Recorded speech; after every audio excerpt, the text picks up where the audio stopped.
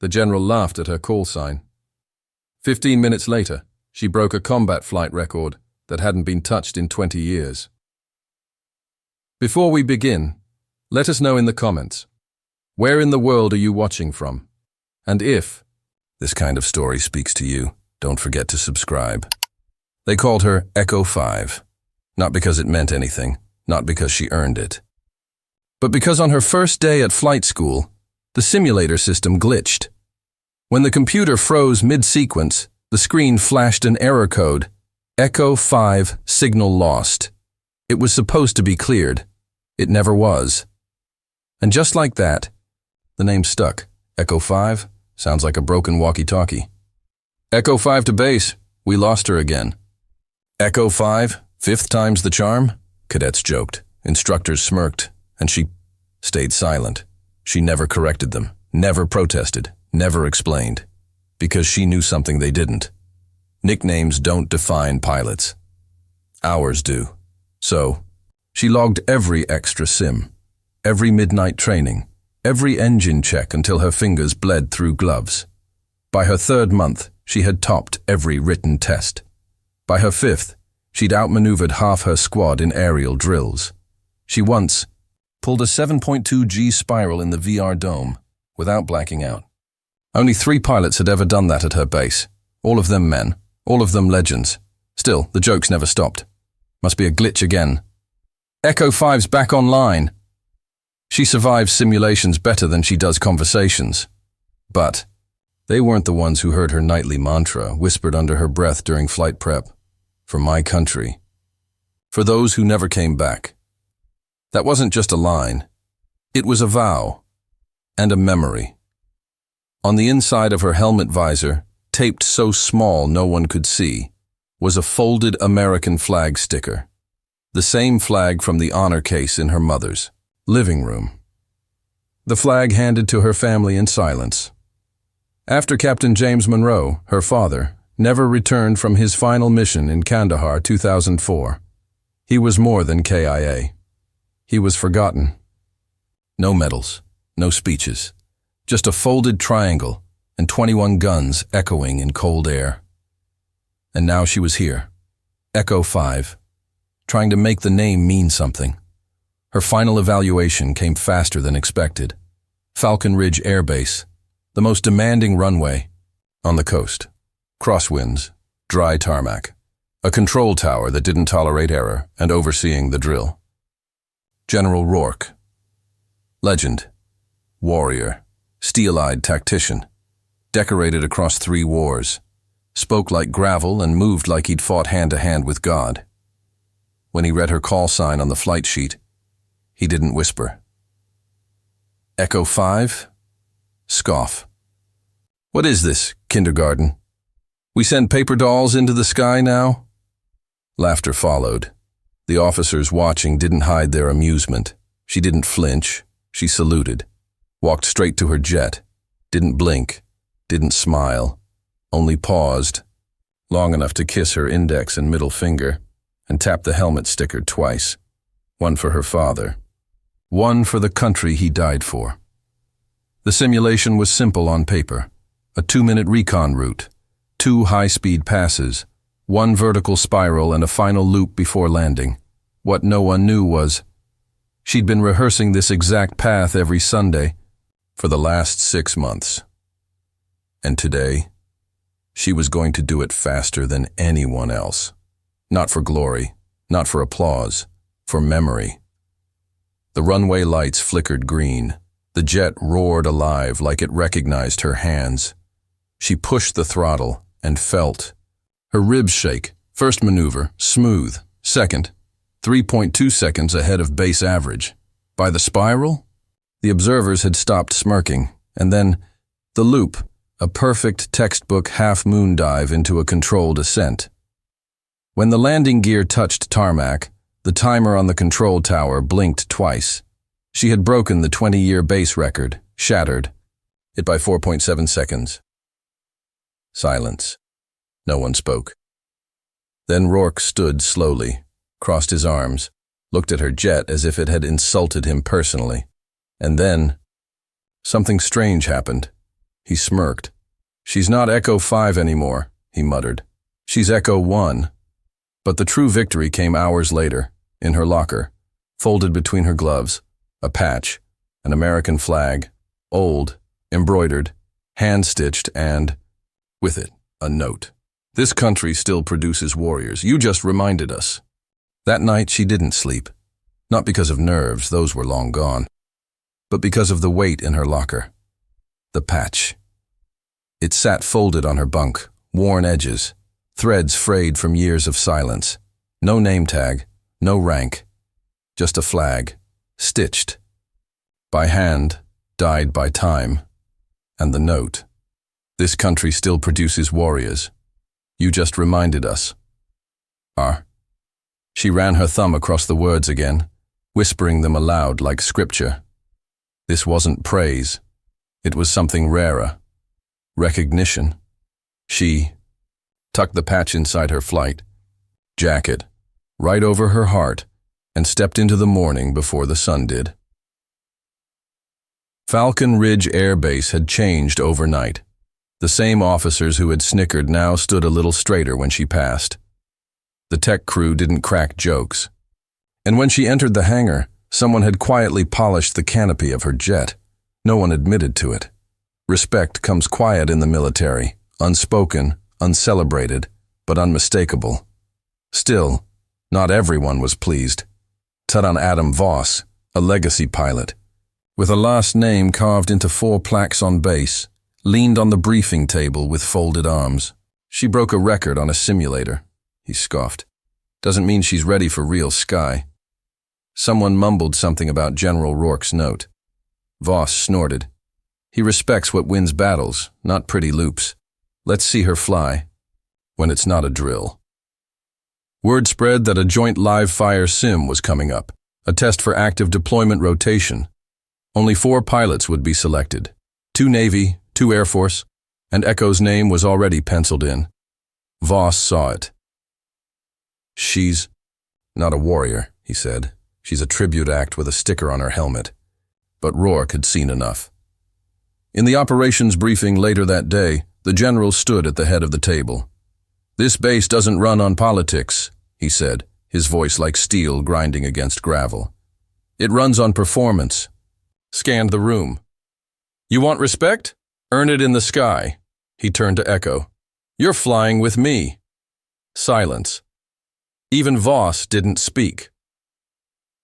The next morning, Echo suited up beside Rourke's aircraft. 2-seat config, no instructors, no drills. This is a real test, he said. We'll see if that call sign means something. She nodded. No words. The patch in her chest pocket felt heavier than usual, like it had fused with her flight. Suit. They soared together. Low-altitude maneuvers, emergency descent drills, stalled engine recovery. He gave no commands, just watched, evaluated, and when they landed, he said only one thing. You're ready. Next stop, your lead. She didn't smile, didn't flinch, just saluted. Back at her bunk, she unfolded the patch again. The seams seemed brighter now, because for the first time in her career, maybe in her life, she wasn't just chasing her father's shadow, she was casting one of her own. The desert air was dry, thin, heavy with silence.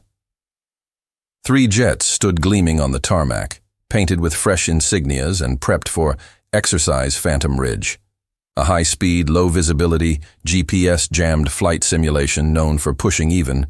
Seasoned pilots passed their limit, and Echo was in command. She stood in the hangar before the mission brief, not behind anyone, not waiting to be acknowledged, but at the front. Her patch was still pinned inside her jacket. Not over her name, over her heart. Her voice was calm, steady. Checkpoints at grid 27 and 32 will require visual-only nav. Nightfall starts at 19:30 sharp. We fly clean, no comms unless we crash. Lieutenant Voss leaned against the wall, arms crossed. He wasn't hiding his irritation. And if someone drifts off course, Captain? Then they don't belong in this sky, she replied. The room fell quiet. Major Lane, observing from the back, smirked slightly. She's learning.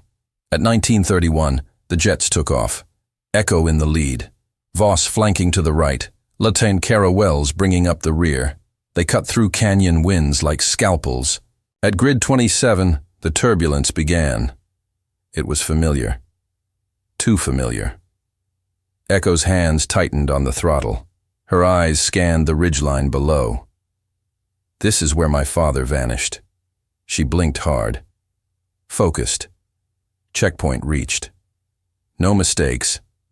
But Voss's voice cracked through emergency comms. "I'm losing altitude. Engine 2's redlining." Echo banked hard to support. "Ease your climb. Bleed the throttle. You're too heavy on turn-in." "Copy. Holding."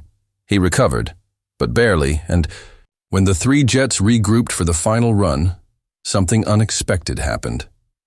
Voss dropped back. Not by error, by choice. Echo was flying perfectly, unshaken, sharp. Back on base, ground crews and instructors stared at the radar in disbelief. When Echo's aircraft touched down 37 seconds ahead of schedule, flawless formation, no error margins, there was only silence. General Rourke stepped onto the tarmac, hands behind his back. He looked at Echo. "You just led a mission through the coordinates that took down one of the best pilots I ever knew." She froze. "You knew my father?" "Knew him?" Rourke said. "I trained him." He placed something in her hand, a torn wingpin. Faded. Bent at the edge.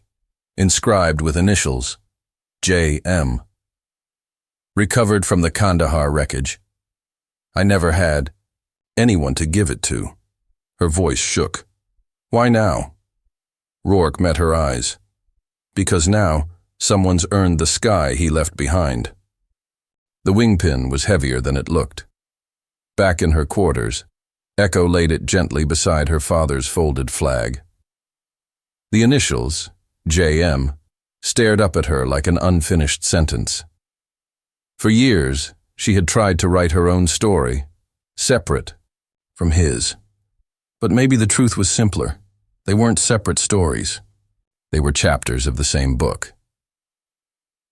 That night, she couldn't sleep. At 2:37 a.m., she walked out to Hangar B. No one followed. No one watched. She climbed into her jet and sat in the cockpit, unstrapped. Just breathing. She ran her fingers along the panel. Her father had touched similar controls, felt the same vibrations in his bones, trusted the same wings to bring him home. Only they hadn't. As dawn broke, Echo stood on the runway, helmet under arm, jacket zipped to the collar. She wasn't there for show. She was preparing for something. Operation Deep Ark had just been activated, an urgent recon mission into foreign airspace following satellite anomalies. Rourke himself had volunteered to lead, but command had other plans. "We need someone." "Faster," said the colonel. "We need someone who doesn't just fly, someone who listens to the sky." And the room turned to Echo. She accepted without hesitation. 3 hours later, Echo stood at briefing, reading telemetry. Mission path. Runs through Sector 12 Delta, known blind zones. We fly in tight formation, subsonic pass through cloud cover. If radar fails, we go visual. If comms drop, we don't panic. We adapt. Latikina. Wells nodded. Voss, now more respectful, simply replied, "Lead the way, Captain." But before walking to the runway, Echo turned to her locker one last time. Removed the old patch, the one from the note, and pinned it, not inside, but outside her flight suit, visible, present. Her teammates noticed. "Is that your father's?" She nodded. "And now, mine too." As they prepared for takeoff, General Rourke approached quietly. "Monroe," he said, "what do you hear before you fly?" She looked to the sky. Everything. The jets, lifted like ghosts in daylight, silent, sharp, and invisible to the naked eye. As they disappeared beyond the ridge, the control tower held its breath. Because what Echo was flying toward wasn't just a mission, it was the horizon her father had vanished into. And this time the sky wasn't taking her, she was taking the sky back. The clouds were stacked like fortresses. As Echo's jet sliced through the upper atmosphere, the cockpit lights dimmed. Low power mode, conserving battery in case radar blinked again. It wasn't the first time a mission like this tested limits, but this time she was leading it.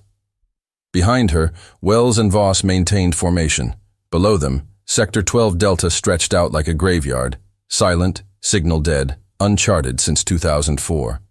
The year her father vanished. Echo tapped her fuel gauge. Steady. Altitude, optimal. Telemetry, flickering. Then, this is lead to all units, entering blackout zone. No response. Expected. They dove through a narrow break in the cloud wall, sleet hammering the canopy, radio dead, oxygen pumping harder through the mask, echoes. Heart didn't race. This is where warriors either panic or remember who they are. Below, the terrain flashed. Twisted metal, rusted frames. Wreckage, not new. Was that? She banked slightly to verify, but couldn't afford delay. She marked the grid. San 620 dign, 45.8371 degree would check later. Now was mission time. Suddenly, Wells's voice cracked through static. Echo, I've got turbulence. Rear stabilizer glitching. Echo adjusted angle, guiding her through. No panic, just process. Ease throttle, trust your balance. You're not flying the plane, you're flying the moment. Seconds passed. They cleared the spiral chute. Altitude normalized. Wells exhaled in relief. Back at base, the tower logged her leadership as exceptional under failure. But the bigger moment was waiting after touchdown. As Echo disembarked, the Secretary of the Air Force was there. No ceremony, no cameras, just a gesture. You brought all 3 jets home, she said. You held the line where GPS quit and memory took over. She reached into her coat, a box. Inside, the Distinguished Flying Cross. It hasn't been awarded at Falcon Ridge since your father. Echo blinked. This should have been his. The secretary shook her head. You carry his story, but this is yours. Behind them, Voss approached. Permission to speak, ma'am? She turned. He saluted. You earned everything. I just hope to fly in your wing again. She returned the salute. Then keep your eyes forward. That night, she sat alone under the stars, ran her fingers across the metal. Her father never got his final chapter, but she did. And somehow, they both arrived at the same sky. The mission was over, but Echo wasn't done. After the ceremony, she pulled up the coordinates she'd marked mid-flight, 31.620 degree on, 45.8371 degree TI, the exact place she'd seen the glint of wreckage hidden beneath cloud and sand. Satellite maps. Didn't show anything, but her gut did. At dawn, she submitted a request for aerial survey. Classified recon? Asked the analyst. No. Private? Personal. General Rourke saw the form. He didn't ask questions. Take my bird, he said. She'll get you there smoother than the new ones. Hours later, Echo flew. Alone. This time, no squadron, no observers, no record books, just silence and ghosts. As she reached the airspace, turbulence kicked in, familiar, harsh, but manageable. She circled twice. Nothing. Then, a shimmer. She descended low. What she saw twisted her breath. A half-buried tail fin. Paint chipped. Number unreadable. But on the exposed side, clear as day, Captain J. Monroe. It was his, her father's jet, unrecovered, forgotten. She hovered. Took visual confirmation. Logged the location. Then descended, gear down, landing not on a runway, but soft dust and forgotten wind. She stepped out and knelt. There was no ceremony, no band, just her, and the rusted wing of the man she'd tried to live up to her entire life. She placed the patch, the one she'd worn inside her jacket for years, on the metal. "You came back," she whispered. She didn't cry. She saluted, not out of protocol, but because he had waited. Back on base, Rourke waited at the edge of the runway. When she returned, his eyes locked onto hers. "You found him," he said. She nodded. He never left. That evening, an unmarked convoy recovered the wreckage. No announcements, no statements. But the next morning, the Academy's memorial wall had a new plaque, Captain James Monroe, 1972-2004. In silence, he still led. Echo stood before it. No crowd, just her gloves in her hand and the folded flag pressed to her chest. And this time, she allowed a tear. Not because she was broken, because she was whole. The new cadets didn't recognize her at first. She wasn't in flight gear, no helmet, no call sign on her back, just a black field jacket and a pair of dusty combat boots, the kind you wore when you were teaching, not chasing glory. It had been 6 weeks since the recovery. Falcon Ridge Air Academy was preparing for its summer induction. 47 recruits, nervous smiles, polished shoes, hopes too big for their shoulders. Echo stood in front of them, arms behind her back. Someone whispered, "That's her." Echo 1. A hush fell over the courtyard. She didn't speak at first. She walked between the rows, watching, not judging, measuring resolve. Then she stopped in front of a young girl, barely 19, dark hair, strong eyes, patch on her arm sewn crookedly. "Cadet," Echo said. "That flag's not decoration. It's a story." The girl flinched. "Ma'am, sorry, I didn't mean..." Echo fixed it herself. "We don't wear it because it's perfect. We wear it because it survived." Silence again. Then she turned to the others. "They used to laugh at my name. They called me Echo 5, like it meant I didn't belong. I didn't answer them. I answered the sky." She let the words settle. No bravado. Just truth. "If you're here to be praised, you're in the wrong place. If you're here to be remembered, earn it." The recruit stood straighter. Later that day, she visited the memorial wall, ran her fingers across her father's name, now etched beside, hers on a separate plaque, Captain Monroe, K 1999 present. She didn't follow footsteps. She built the runway. That night, she sat alone on the runway edge. One by one, cadets came and sat nearby. Not to talk, just to listen. The stars above blinked quiet approval. Echo removed her gloves, for the first time in public. Beneath the leather, calluses told stories the textbooks never would. She closed her eyes. He was always in the sky. Now, I am too. The airfield was quiet, not because no one was there, but because everyone was watching. Falcon Ridge had gathered, officers in dress blues, cadets in formation. Even the Secretary of Defense had flown in. A new hangar was being dedicated. Not to Echo, to the Monroe legacy, a father and a daughter. Two warriors who never fought side by side, but who flew the same sky. As the curtain dropped, the crowd saw it. Monroe Hangar, for those who lead in silence. And above the entrance, 2 flight helmets, side by side, one tagged Capt. J. Monroe, the other, Echo 1. Applause rose, but Echo didn't speak yet. She stepped to the podium. No notes, no screens, just a hand resting on her chest, over the old patch. "My father never saw me fly," she began. "But he gave me the sky anyway," she paused. "He taught me that honor doesn't shout. It shows up, every day, in the wind, in the fight, in the silence between 2 jet engines before takeoff." She looked at the cadets. "This country doesn't need louder pilots. It needs stronger ones. And that strength starts here." She tapped the side of her temple, then her heart. And here. A hush followed. Not from boredom, but from wait. Then someone stepped forward. It was General Rourke. But this time, he didn't smirk. He saluted. Permission to retire my wings, Captain. Echo blinked. Sir?